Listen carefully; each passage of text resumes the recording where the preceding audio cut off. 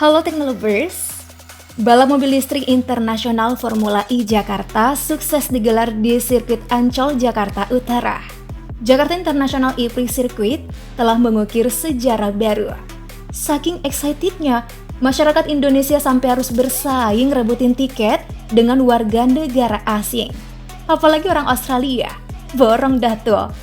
Nah, menarik nih, kenapa mereka begitu excited dengan Formula E Indonesia? Emang gimana sih sirkuit di Australia? Kali ini, aku akan adu sirkuit Formula E Jakarta Indonesia versus Adelaide Australia. Let's check it out. Selamat untuk Mitch Evans, sang jawara edisi perdana Formula E 2022 Jakarta. Wah, gak kebayang nih, seneng banget nih jadi yang pertama. Evans langsung mencuri perhatian membawa nama Jaguar TCS memuncaki top entry. Dan ternyata, pembalap kelahiran Selandia Baru ini pernah loh menjadi rekan satu tim pembalap Indonesia, yakni Sean Gelael. Namun Dewi Fortuna memihak banyak ke Mitch Evans kali ini. Gak heran sih, Evans kan punya jam terbang tinggi di dunia balap. Skillnya benar-benar terasah. Berbicara soal bagaimana kerennya Indonesia bisa debut Formula E, pastinya bikin bangga banget dong ya. Jakarta juga keren loh menjamu para pembalap top dunia. Jiwa menggebunya Pak Anies Baswedan melalui akun Instagramnya terbukti di lapangan. Anies Baswedan bahagia menyambut pembalap yang berdatangan ke Indonesia, menyambut co-founder Formula E Alberto Longo, dan akhirnya sukses juga nih pergelaran bergengsi Formula E di tanah air. Bukan hanya co-foundernya saja yang puas, tapi para pembalap kagum dengan sirkuit baru Formula E di Indonesia. Udah pada tahu belum nih, apa saja yang membanggakan dari sirkuit ini? Hal pertama yang paling menyita perhatian adalah tampilan sirkuit. Desain sirkuit Formula E di Jakarta dinilai mengagumkan akibat adanya dukungan perbedaan geometri jalan. Inilah yang menjadikan Indonesia lebih unggul. Geometri jalan yang dimiliki negara lain sangat tidak memungkinkan membuat dimensi yang lebih besar saat pembalap hendak masuk tikungan. Sementara Indonesia memiliki banyak posisi tikungan. Jakarta International E-Prix Circuit atau GIEC memiliki panjang lintasan 2,4 km, lebar 12 meter, dan memiliki arah lintasan searah jarum jam. Lintasan lurusnya sepanjang 600 meter pada garis start finish. Ada 18 tikungan meramaikan lintasan sirkuit Jakarta ini.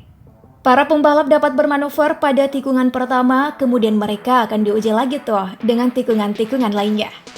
Nah, kalau untuk tikungan paling rumit berada di tikungan ke-12 atau disebutnya T12 menuju ke T13. Tikungan ini dinilai rumit karena membentuk layaknya jepit rambut dengan sudut tak lebih dari 30 derajat. Bukan hanya itu, ada juga tikungan terakhir para pembalap akan diuji dengan belokan ke kiri yang sangat memerlukan konsentrasi mengoperasikan rem. Pembalap pun harus bisa memanfaatkan momen dengan baik sebab mobil yang digunakan menggunakan energi baterai. Namun, E-Prix Jakarta telah menyuguhkan hal keren bagi para pembalapnya.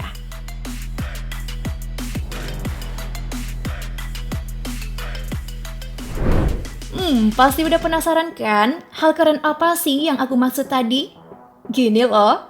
Jadi, Jakarta International E-Prix Circuit jauh berbeda dengan sirkuit-sirkuit di negara lain.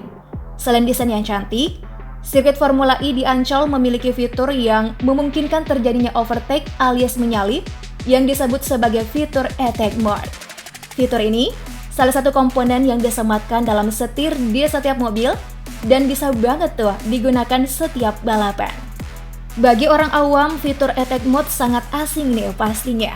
Biar gak bingung, aku jelasin ya. Jadi, Attack Mode ini muncul tentu saja tenaga mobil balap akan diperbesar secara elektronik.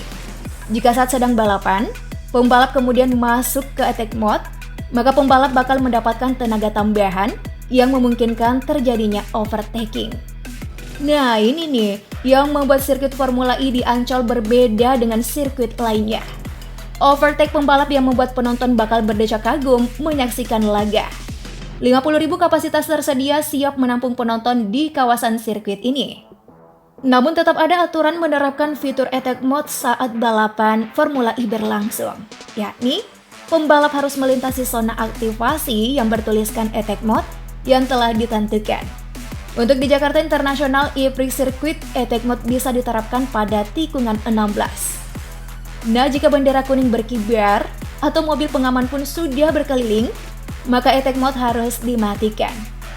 Adapun salah menentukan momen dalam menggunakan strategi fitur attack mode, fatal akibat yang akan ditimpa pembalap, sehingga harus siap menelan kekalahan di salib pembalap lainnya.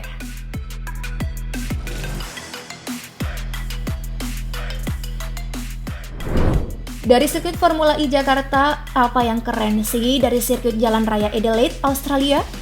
Nah, ini dia bikin penasaran juga nih. Sirkuit Adelaide ini disebut juga sirkuit Parklands Adelaide karena letaknya di Adelaide Parklands di tengah kota Adelaide, Australia Selatan, Australia.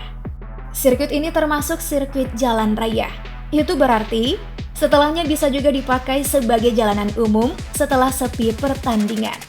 Sirkuit versi Formula One ini memiliki panjang 3.780 km dan sempat menjadi tuan rumah balapan Grand Prix Australia F1 di tahun 1985 hingga 1995. Namun setelahnya barulah dipindahkan ke sirkuit Albert Park di kota Melbourne dan American Le Mans Series.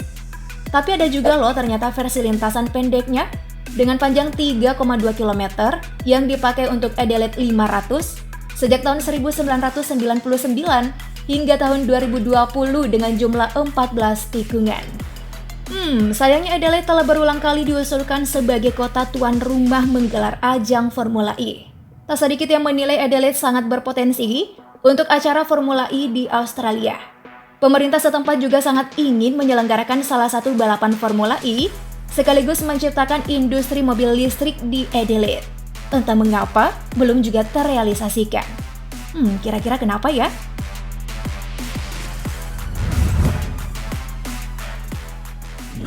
Gimana Teknolovers? Kalian termasuk